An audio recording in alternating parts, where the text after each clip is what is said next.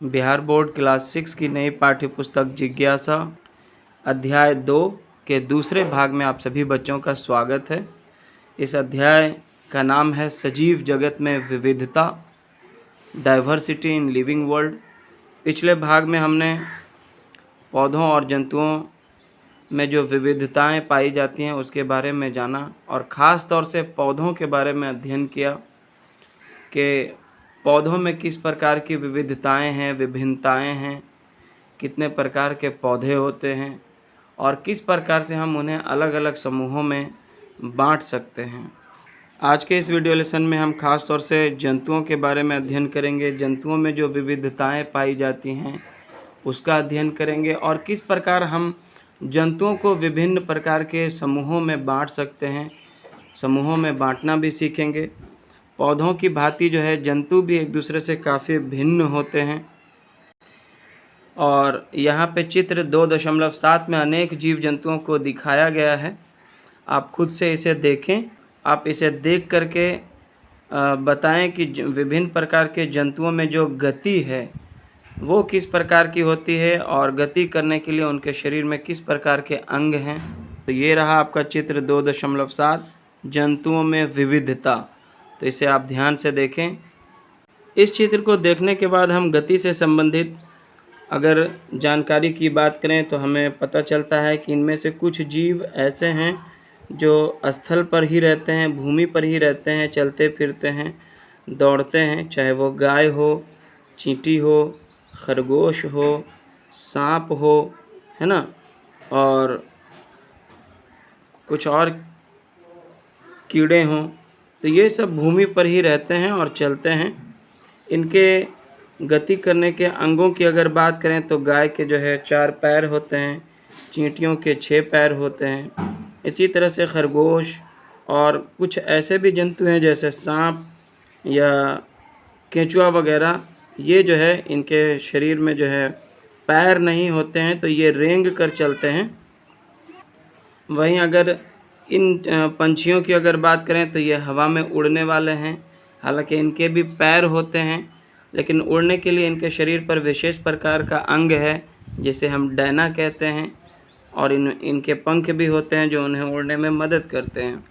और साथ ही साथ जब ये ज़मीन पर उतरते हैं भोजन की तलाश में या दाने चुगने के लिए तो इनके पैर भी होते हैं जिससे वो चल भी पाते हैं। और वहीं यहाँ पे आप सेंटर में देख सकते हैं कि यहाँ पे कुछ जलीय जंतु और पौधों को दिखाया गया है, जैसे मछली है या फिर यहाँ पे बत्तख आप देख सकते हैं या मेढक देख सकते हैं। ये सब पानी में आसानी से जो है रह पाते हैं। मछलियों में पानी में तैरने के लिए जो है पंख होते हैं और इसी प्रकार कुछ ऐसे भी जीव हैं जो पानी में भी रह पाते हैं और पानी से बाहर भी आसानी से रह लेते हैं। जैसे मेढक को आप ले लें, ये पानी में भी रह सकता है और पानी से बाहर भी आसानी से रह सकता है। आप यहाँ पे कछुआ को देख सकते हैं, ये भी पानी में भी रह सकता है और पानी से बाहर भी रह सकता है। और बत्तख को आप देख पा रहे हैं, ये भी पानी में रह सकता है, पानी में तैरता है और पानी में तैरने के लिए इसके जो पैरों की उंगलियां हैं उसमें एक विशेष प्रकार की संरचना भी पाई जाती है जो झिल्लीदार होती है, झिल्ली नुमा होती है, वेब्ड होती है, जिससे ये आसानी से तैर सकता है पानी में। तो ये भी पानी से बाहर आसानी से रह सकता है। वहीं यहाँ पे आप तितली को देख पा रहे हैं जो उड़ती है और फिर फूलों का रस चूसती है। इस प्रकार हम देखते हैं कि पौधों की तरह जंतुओं में भी विविधताएं हैं, चाहे वो गति को लेकर हो, चाहे वो भोजन ग्रहण करने की जो आदतें हैं, जो हैबिट है, उसको लेकर अगर आप देखें तो भी विविधता पाई जाती है। कुछ जंतु जो है शाकाहारी होते हैं तो कुछ मांसाहारी होते हैं, तो कुछ जंतु जो है सर्वाहारी होते हैं जो दोनों ही चीज़ों को खाते हैं। चित्र 2.7 को देखने के बाद आइए हम तालिका 2.5 को समझते हैं, इसे और आगे बढ़ाते हैं, इसे भरते हैं। जंतुओं की गति और गति के लिए प्रयुक्त शरीर के अंग। चींटी, चींटी में गति का प्रकार क्या है? तो ये जो है रेंग कर चलती है। और गति के लिए प्रयुक्त शरीर के अंग जो है इसकी टांगें होती हैं। वहीं बकरी की अगर बात करें तो ये चलना और कूदना इसमें गति का प्रकार है, चलती है, कूदती है और इसके भी टांगें होती हैं। कबूतर की अगर बात करें तो ये उड़ना इसके गति का प्रकार है और गति करने के लिए, उड़ने के लिए इसके शरीर में जो अंग होते हैं उसे हम पंख कहते हैं। मक्खी की अगर बात करें तो ये चलना भी है और उड़ना भी है और इसके शरीर पर पैर और पंख दोनों ही होते हैं। चलने के लिए पैर और उड़ने के लिए पंख होते हैं। मछली की अगर बात करें तो मछली के गति का प्रकार है तैरना और इसके लिए इसके शरीर पर पंख होते हैं। और कुछ अन्य जंतुओं की अगर बात करें, छिपकली को अगर ले लें तो ये रेंगना होगा और इसके शरीर पे भी पैर होते हैं। तिलचट्टा की अगर बात करें तो ये चलना उड़ना दोनों होगा और इसके लिए इसके शरीर पर पैर भी होते हैं, इसके लिए इसके शरीर में पैर भी होते हैं और पंख भी होते हैं जो उसे चलने और उड़ने में मदद करते हैं। तालिका 2.5 को देखने के बाद हम यह निष्कर्ष निकाल सकते हैं कि विभिन्न जंतुओं में अलग अलग प्रकार की गति होती है। कुछ जंतु उड़ सकते हैं तो कुछ दौड़ सकते हैं तो कुछ रेंग सकते हैं और कुछ चल सकते हैं, कुछ कूद या फांद सकते हैं। ये जंतु एक स्थान से दूसरे स्थान तक जाने के लिए शरीर के विभिन्न अंगों का उपयोग करते हैं। इनके पास पंख, पैर और दूसरे अंग हो सकते हैं जो इन्हें चलने में सहायता करते हैं। तो इस प्रकार हम जंतुओं को उनके गति के आधार पर विभिन्न प्रकार के समूहों में बांट सकते हैं, जैसे उड़ने वाले जंतु या फिर रेंगने वाले जंतु या फिर तैरने वाले जंतु या फिर चलने या कूदने वाले जंतुओं के ग्रुप में हम अलग अलग समूहों में जंतुओं को बांट सकते हैं।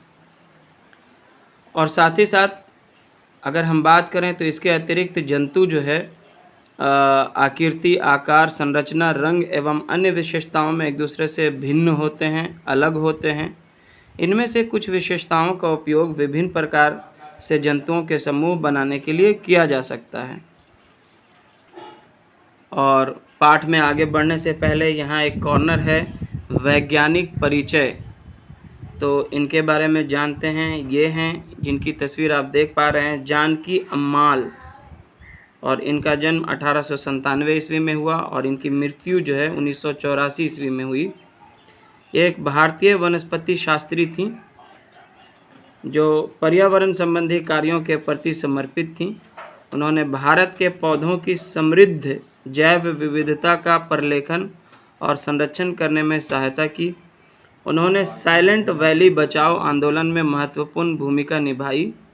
भारतीय वनस्पति सर्वेक्षण प्रमुख के रूप में उन्होंने भारत में पौधों की विविधता का प्रलेखीकरण करने के लिए कार्यक्रमों की शुरुआत की। और आगे हम जानेंगे विभिन्न परिवेश में पौधे और जंतुओं के बारे में।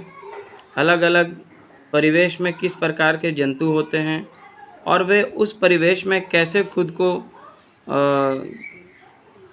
और उस परिवेश में गति करने के लिए इनके शरीर में क्या कोई विशेष प्रकार के अंग होते हैं। तो संभवतः आपने प्रकृति की सैर के दौरान देखा होगा कि विभिन्न जीव जंतु जो है अलग अलग प्रकार के परिवेश में रहते हैं। और तालिका 2.5 में हमने जंतुओं की गति को भी अंकित किया। क्या विभिन्न प्रकार के जंतुओं में जो है गति अलग अलग तरीके से होती है और इसके लिए उनके शरीर पर जो गति करने के अंग भी होते हैं, है ना। यहाँ पे उदाहरण के लिए हम मछली और बकरी को लेते हैं। मछली जो है वो जल में रहती है, तो जल में गति करने के लिए इसके पास जो है धारा रेखीय शरीर होता है और साथ ही साथ इसके पंख होते हैं। ये सारे जो आप देख पा रहे हैं इसे फिन्स कहा जाता है, जिसकी मदद से ये पानी में तैरती है। और वहीं अगर बकरी की बात करें तो बकरी जो है घास वाले क्षेत्र में रहती है और टांगों की सहायता से चलती है। जंतुओं के आकार एवं आकृति भी क्या होते हैं, एक दूसरे से भिन्न भिन्न होते हैं। और आगे तालिका 2.6 में विभिन्न परिवेशों में पाए जाने वाले जंतु और पौधों की लिस्ट आपको बनानी है। इसमें से एक दिया गया है ऊंट। ऊंट जो है मरुस्थल में पाया जाता है, रेगिस्तान में पाया जाता है पर्वतीय क्षेत्र में जो है देवदार का वृक्ष आप देख सकते हैं, महासागर में मछली, जंगल में शेर। और इसी तरह से अगर हम बात करें, अगर हम मैदानी क्षेत्र की बात करें तो मैदानी क्षेत्र में भैंस आप देख सकते हैं, और भी अनेक प्रकार के जंतु हैं। इसी तरह से मरुस्थल में नागफनी का पौधा भी पाया जाता है। पर्वतीय क्षेत्र में जो एक जानवर है कॉमन, वो याक हो सकता है। महासागर में व्हेल भी होता है और जंगल में हिरन भी होती है। और इसी तरह से मैदानी क्षेत्र में घोड़ा भी होता है। इस प्रकार हम पाते हैं कि एक प्रकार के क्षेत्र में पाए जाने वाले पौधे एवं जंतु जो है वो अन्य प्रकार के क्षेत्रों में पाए जाने वाले पौधों और जंतुओं से अलग अलग होते हैं। यहाँ पे आप चित्र में एक मरुस्थल में मोटे और मांसल तने युक्त नागफनी के पौधों को देखिए और इसके बारे में हम चर्चा भी करेंगे। और वहीं यहाँ पे चित्र 2.10 में आप देख सकते हैं पर्वतीय क्षेत्र में देवदार का वृक्ष। इसकी संरचना को आप पहले ध्यान से देखें किस प्रकार की संरचना है, उसके बाद हम इसके बारे में डिस्कस करेंगे। पहले चित्र में हम देख पा रहे हैं कि यहाँ पे जो नागफनी का पौधा है ये बिल्कुल जो है इसमें पत्तियाँ नहीं है, एक भी पत्तियाँ नहीं दिखाई दे रही हैं। और अगर पत्तियों के रूप में कुछ है भी तो सिर्फ कांटे हैं यहाँ पे इसमें। और इसका जो तना है काफ़ी मांसल दिख रहा है और हरा भी दिख रहा है। और दूसरे चित्र में जो देवदार का वृक्ष आप देख पा रहे हैं, ये वृक्ष देखने में आपको कैसा लग रहा है? ये बिल्कुल शंकुकार दिख रहा है और इसकी शाखाएं जो है बिल्कुल लचीली और झुकी हुई होती हैं। यहाँ यह ध्यान देना आवश्यक है कि अलग अलग क्षेत्रों में पाए जाने वाले ये दोनों प्रकार के पौधे एक दूसरे से भिन्न होते हैं। तो दोनों को देखने के बाद आप देख सकते हैं कि एक पौधा जो नागफनी मरुस्थल में होता है और दूसरा पौधा देवदार जो पर्वतीय क्षेत्र में होता है, दोनों की जो संरचना है बिल्कुल अलग अलग है। मरुस्थलीय क्षेत्रों में बहुत कम पानी जो है उपलब्ध होता है और शुष्क मरुस्थल दिन में अत्यधिक गर्म और रात्रि में अत्यधिक ठंडे होते हैं। इसलिए आपको इन क्षेत्रों में ऐसे पौधे और जंतु मिलेंगे जो दिन के समय अत्यधिक गर्मी और रात्रि के समय अत्यधिक ठंड वाली परिस्थितियों में रह सकते हैं। मरुस्थल में पाए जाने वाले पौधों के मांसल तने जल को संग्रहित कर सकते हैं और उन स्थानों की गर्म परिस्थितियों को सहन करने में पौधों की सहायता करते हैं। मरुस्थल में चूँकि पानी की कमी होती है तो जो मरुस्थलीय पौधे होते हैं, चाहे वो नागफनी ले लें या फिर आप खजूर ले लें या बबूल ले लें, तो इनकी जड़ें जो हैं ज़मीन में काफ़ी गहराई तक जाती हैं, दूर तक फैली रहती हैं, सो दैट कि वो अधिक से अधिक पानी को जो है जमा कर सकें, पानी को प्राप्त कर सकें।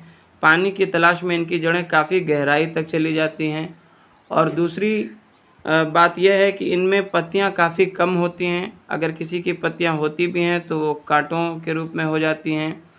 और इसका फ़ायदा उन्हें ये मिलता है कि पत्तियों से जो बचा हुआ पानी वाष्पीकृत होकर के बाहर निकलता रहता है वो कम हो जाता है, जिससे पानी की जो लॉस है, पानी की जो क्षति है वो कम होती है। और वहीं अगर पत्तियां नहीं होंगी तो पौधों में भोजन बनाने की प्रक्रिया कैसे होगी, ये आपके मन में एक प्रश्न होगा। तो इन पौधों की जो तने हैं, जैसे आप नागफनी को जैसे यहाँ पे आप नागफनी को देख पा रहे हैं, तो इसके तनों में जो है क्लोरोफिल होता है और प्रकाश संश्लेषण की प्रक्रिया यानी भोजन बनाने की प्रक्रिया जो है तने के द्वारा ही हो जाती है। और वहीं जो पर्वतीय क्षेत्र होते हैं वहाँ पे प्रायः बर्फ़ गिरता रहता है, हिमपात होता है। ऐसी परिस्थितियों में जीवित रहने के लिए कुछ वृक्षों की बनावट ऐसी होती है कि उन पर बर्फ़ टिकती नहीं है बल्कि आसानी से फिसल जाती है। देवदार के वृक्षों की शंकुआकार आकृति और नीचे झुकी हुई शाखाएं उन्हें आसानी से ऐसा करने में सक्षम बनाती हैं। इस प्रकार ये पौधा जो है वैसी परिस्थिति में भी आसानी से जीवित रह पाता है और अनुकूलित है, वहाँ पे रहने के लायक है, आसानी से वो वहाँ पे रह पाता है। अब आप समझ गए होंगे कि विभिन्न स्थानों की जो जैव विविधता है भिन्न परिस्थितियों के कारण एक दूसरे से बहुत अलग होती है। और आगे यहाँ पे आप दो चित्र देख पा रहे हैं 2.11 और 2.12 में। तो यहाँ पे आप 2.11 में राजस्थान के गर्म मरुस्थल के ऊँट को देख पा रहे हैं। इसके शरीर पे जो बाल हैं वो काफ़ी ज़्यादा नहीं हैं, कम बाल हैं इसके शरीर पे। और वहीं 2.12 जो लद्दाख के ठंडे मरुस्थल में रहने वाले ऊँट हैं, इसके शरीर पर आप थोड़ा घने बाल देख पा रहे हैं। और साथ ही साथ इस ऊँट की जो गर्म मरुस्थल में रहने वाला है, इसके पैर जो है काफ़ी लंबे होते हैं। और वहीं जो ठंडे क्षेत्र में रहने वाला ऊँट है, इसके पैर देखिए उतना ज़्यादा लंबे नहीं हैं। तो आगे हम पढ़ेंगे, गर्म मरुस्थल के ऊँटों के पैर लंबे होते हैं जिनमें चौड़े खुर होते हैं। और इनके लंबे और चौड़े खुर जो है, तो इन ऊँटों के लंबे पैर और चौड़े खुर जो है ऊँटों को रेतीले मरुस्थल की रेत में बिना धंसे चलने में सहायता करते हैं। दूसरी ओर ठंडे मरुस्थल के ऊँटों की ऊंचाई और पैर गर्म मरुस्थल के ऊँटों की तुलना में छोटे होते हैं। ये छोटे पैर उन्हें ठंडे पहाड़ी मरुस्थलीय क्षेत्रों में आसानी से चलने में सक्षम बनाते हैं। और आपको पता है कि मरुस्थल में जो परिस्थितियां होती हैं, उस परिस्थिति में भोजन जो है सहजता से उपलब्ध नहीं होता है।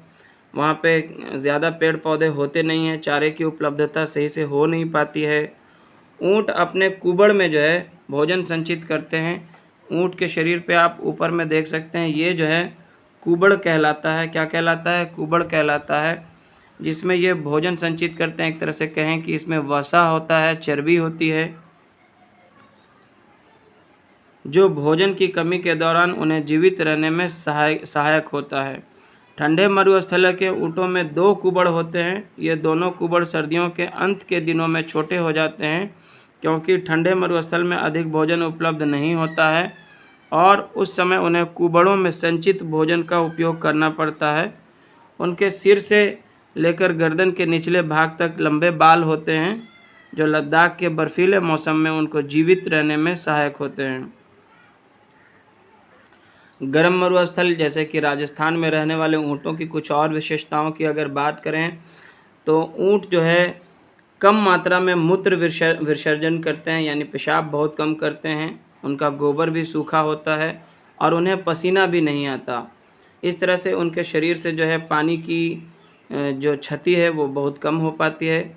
चूँकि ऊँट अपने शरीर से अधिक पानी का त्याग नहीं करते हैं, इसलिए बिना जल पिए भी वे कई दिनों तक जीवित रह सकते हैं। तो एक ही प्रकार के जंतु अलग अलग परिवेश में जो है अलग अलग उनकी संरचना हो सकती है। जैसे यहाँ पे आप नीलगिरी में देखिए, नीलगिरी में बुरांश किस तरह से दिख रहा है, इसके फूलों का रंग कैसा है। और यही बुरांश अगर सिक्किम में होता है तो इसकी जो है संरचना अलग हो जाती है, इसके फूलों का रंग भी बदल जाता है। तो प्रकृति के सैर के दौरान जो बच्चे अलग अलग स्थानों पर गए थे, तो उनकी अवलोकन भी जो है उस हिसाब से आ रही। जैसे यहाँ पे माया जो है वो नीलगिरी के शोला वन में गई थी, तो उसने जो है वहाँ पे खूबसूरत लाल फूलों वाले बुरांश के विषय में बताया। उसने बताया कि बुरांश की ऊंचाई कम होती है और उसके पत्ते छोटे होते हैं, ताकि वे पहाड़ की चोटियों पर तेज़ हवाओं में जीवित रह सकें। और वहीं सिक्किम से एक लड़की है पेमा, उसने बताया कि उसने पास के पहाड़ों में बुरांश के लंबे पौधे देखे हैं। तो यहाँ पे दोनों पौधों का चित्र भी आपको दिया गया है। और इसलिए भिन्न क्षेत्रों में पाए जाने वाले बुरांश के पौधे भी उन क्षेत्रों में जीवित रहने के लिए विभिन्न विशेषताएं प्रदर्शित कर सकते हैं। वहीं यहाँ पे एक सागर नाम का बच्चा है, जो अपने सहपाठियों को बताता है कि वह एक विशेष समारोह के लिए अपने माता पिता के साथ अंडमान और निकोबार द्वीप समूह गया था। वहाँ उसने महासागर में विशाल व्हेल और रंगीन मछलियों को देखा। उसके पिता ने उसे समझाया था कि मछलियों का धारारेखीय शरीर जो है उनके लिए जल में तैरना आसान बना देता है। मछली की संरचना इस प्रकार की होती है, जिस तरह से वायुयान वगैरह होते हैं, तो ये आसानी से कम पानी का अवरोध करते हुए जो है आसानी से ये तैर पाती है। अगर मछली का शरीर इस प्रकार हो, ऐसे अगर उसको तैरना पड़े तो काफ़ी ज़्यादा पानी का जो है उसे विरोध सहना पड़ेगा और उसके लिए तैरना मुश्किल हो जाएगा। तो इसलिए वो धारा रेखीय होता है, इस प्रकार से चलता है। और मछली के शरीर को ही आधार मानते हुए जो पानी के जहाज़ बनते हैं या फिर हवाई जहाज़ बनते हैं, हवाई जहाज़ को आसमान में कम से कम वायु का अवरोध करना पड़े, इसके लिए इनकी संरचना भी जो है धारा रेखीय के मछली के धारा रेखीय शरीर के आधार पर ही की जाती है। बच्चों, हमने सीखा कि किसी विशेष क्षेत्र में पाए जाने वाले पौधे और जंतुओं की अपनी विशिष्ट विशेषताएं होती हैं जो उन्हें वहां जीवित रहने के लिए सक्षम बनाती हैं। ये विशिष्ट विशेषताएं जो पौधों और जंतुओं को किसी विशेष क्षेत्र में, किसी खास क्षेत्र में जीवित रहने में सक्षम बनाती हैं, योग्य बनाती हैं, उन्हें अनुकूलन या अडैप्टेशन कहा जाता है। देवदार के पेड़ का आकार और बुरांश की ऊंचाई ऐसे अनुकूलन हैं जो उन्हें पर्वतीय क्षेत्रों में जीवित रहने में सक्षम बनाते हैं, और वह स्थान जहां पौधे और जंतु रहते हैं उसे उनका आवास कहते हैं। उदाहरण के लिए समुद्री कछुआओं का आवास समुद्र या महासागर है, ऊंट का आवास गर्म या ठंडा मरुस्थल और बुरांश का आवास पर्वतीय क्षेत्र है। पौधों और जीव जंतुओं का आवास उन्हें जीवित रहने के लिए भोजन, जल, वायु, आश्रय यानी कि निवास और अन्य आवश्यकताएं प्रदान करता है। कई प्रकार के पौधे और जंतु एक ही आवास में रह सकते हैं। आवास किसी क्षेत्र की जैव विविधता को निर्मित करने में महत्वपूर्ण भूमिका निभाता है। आगे बढ़ने से पहले एक और यहाँ पे वैज्ञानिक हैं जिनका नाम है सालिम अली। इनके बारे में बताया गया है। इनका जन्म 1896 में और इनकी मृत्यु 1987 ईस्वी में हुई। इन्होंने जो है पक्षियों में विविधता का अवलोकन करने के लिए पूरे भारत की यात्रा की। उन्होंने सभी पक्षियों की एक सूची तैयार की और उनके यात्रा मार्गों और आवासों को भी प्रलेखित किया, यानी उनके बारे में लिखा। उन्होंने पक्षियों की अत्यधिक विविधता वाले क्षेत्रों को अंकित किया और उन क्षेत्रों के संरक्षण के उपाय किए। केवलादेव राष्ट्रीय उद्यान, भरतपुर, राजस्थान और रंगनाथिट्ट पक्षी अभयारण्य, मंड्या, कर्नाटक ऐसे संरक्षित क्षेत्रों के उदाहरण हैं। उन्होंने भारतीय उपमहाद्वीप के पक्षियों पर 10 खंड की एक ऐतिहासिक पुस्तक श्रृंखला लिखी। उन्हें भारत का पक्षी पुरुष यानी कि बर्डमैन ऑफ इंडिया के रूप में जाना जाता है। उनके योगदान के लिए उन्हें 1976 में पद्म विभूषण से सम्मानित किया गया। और अगर हम आवास के आधार पर जंतुओं के समूह बनाएं तो इस तरह से हम बना सकते हैं। कुछ जंतु जो है वो थल पर रहते हैं और कुछ जंतु जो है वो जल में रहते हैं, और कुछ ऐसे भी जंतु हैं जो दोनों ही जगहों पर रहने में सक्षम होते हैं। थल पर रहने वाले पौधों और जंतुओं के आवास को थलीय आवास कहते हैं, जैसे वन, घास के मैदान, मरुस्थल एवं पर्वतीय क्षेत्र थलीय आवास के कुछ उदाहरण हैं। वहीं अगर जलीय आवास की बात करें तो जल में रहने वाले पौधों और जंतुओं के आवास को जलीय आवास कहते हैं। तालाब, झील, नदियां और महासागर जलीय आवास के कुछ उदाहरण हैं। मेढक, सांप, कछुआ, मगरमच्छ जैसे कुछ जंतु जल के साथ साथ थल पर भी रह सकते हैं। इन्हें उभयचर जंतु कहते हैं। उभयचर जंतुओं को एम्फीबियन भी कहा जाता है। बच्चों, यदि किसी पौधे या जंतु का आवास क्षतिग्रस्त हो जाए तो क्या होगा? यदि बकरी को खाने के लिए घास न मिले तो क्या होगा? क्या मछली बिना जल के जीवित रह सकती है? अपने माता पिता, दादा दादी और पड़ोसियों से उन पौधों, पक्षियों, कीटों अथवा ऐसे अन्य जंतुओं के बारे में जानें जिन्हें वे बचपन में प्रायः देखते थे लेकिन अब वे कम दिखाई देते हैं।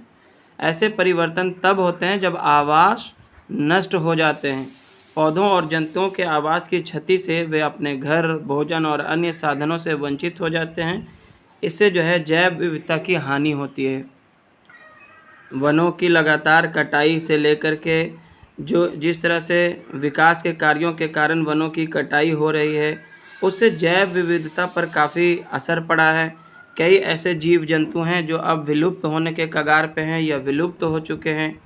आप अपने आसपास से ही देखें कि पंछियों की संख्या जो पहले काफ़ी ज़्यादा होती थी वो अब बहुत कम दिखाई देने लगे हैं और वे भी विलुप्त होने के कगार पे हैं। यहाँ पे कुछ प्रश्न है कि क्या आप जानते हैं भारत में बंगाल बाघ, चीता और गोंडावन यानी कि ग्रेट इंडियन बस्टर्ड की संख्या मानवीय गतिविधियों द्वारा हुई अनेक आवासीय क्षति के कारण घट गई है।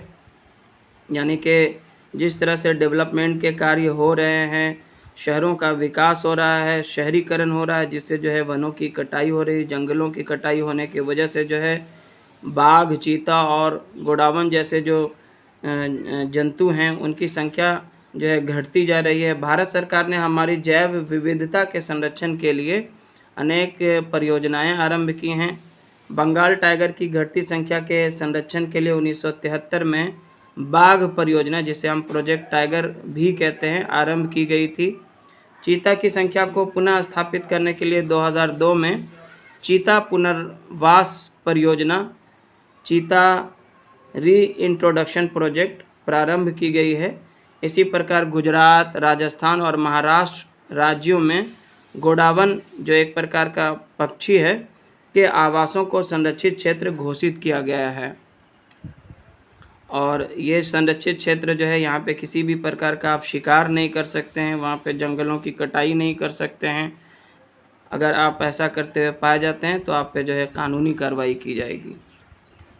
और आगे है और भी जाने परंपरागत रूप से संरक्षित जो वन हैं या जिसे हम पवित्र उपवन या सेक्रेड ग्रोव्स कहते हैं।